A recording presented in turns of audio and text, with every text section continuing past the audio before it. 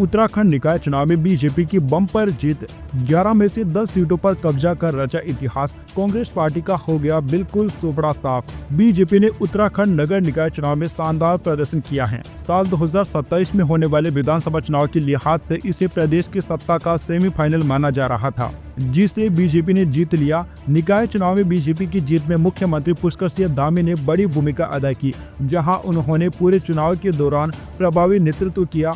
नगर निकाय चुनाव में बीजेपी की जीत को कई मायनों में खास माना जा रहा है। कुल 11 नगर निगमों के मेयर पद के चुनाव में से 10 सीटों पर बीजेपी ने जीत हासिल की है। माना जा रहा है कि इससे राज्य में बीजेपी की सियासी पेट मजबूत हुई है। इससे पहले उत्तराखंड के निकाय चुनाव में बीजेपी ने इतनी बड़ी जीत कभी भी हासिल नहीं की थी। नगर निगमों से इतर नगर पालिका परिषद और नगर पंचायतों के 89 पदों के लिए भी चुनाव हुए थे। इनमें से 30 से ज्यादा जगहों पर बीजेपी के अध्यक्ष जीत कर आए हैं। निकायों में पार्षदों के चुनाव में भी बीजेपी का दबदबा कायम रहा है। दरअसल नगर निकाय चुनाव में भले ही स्थानीय मुद्दे हावी रहते हो, लेकिन सरकार के कामकाज को स्थानीय चुनाव में जोर शोर से उठाया जा रहा था। बीजेपी की बड़ी जीत का क्रेडिट काफी हद तक मुख्यमंत्री पुष्कर सिंह धामी को भी जाता है। उन्होंने अपने व्यस्त शेड्यूल के बीच में चुनाव में काफी पसीना बहाया था।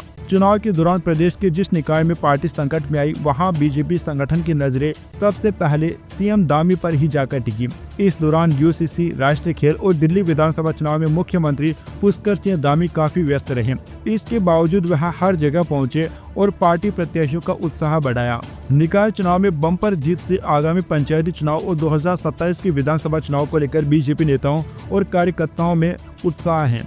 नगर निकाय चुनाव में बीजेपी के पक्ष में प्रचार करते समय सीएम पुष्कर सिंह धामी ने मतदाताओं से खास अपील की। उन्होंने कहा कि नगर निकाय चुनाव में बीजेपी को जिताकर विकास में ट्रिपल इंजन जोड़ दे।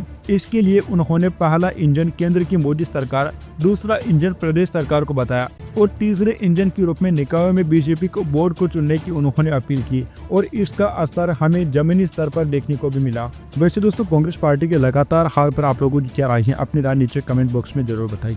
Subscribe now and press the bell icon. Never miss an update.